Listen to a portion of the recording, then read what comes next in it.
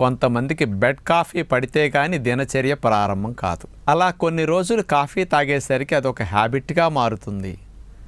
అది నెలల తరబడి సంవత్సరాల తరబడి కనుక కొనసాగితే అదొక వ్యసనంగా మారిపోతుంది.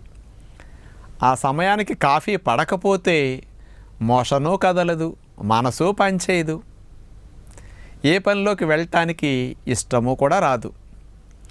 మరి అలాంటి కాఫీకి వ్యసనం అవటం అనేది, అది లేకపోతే నేను ఉండలేననే ఫీలింగ్ మీకు కలగటానికి, మంచి ఆలోచనలు వచ్చినట్టు ఫ్రెష్నెస్ని, యాక్టివ్నెస్ని మీకు అందించింది అందులో ఉండే కెఫిన్.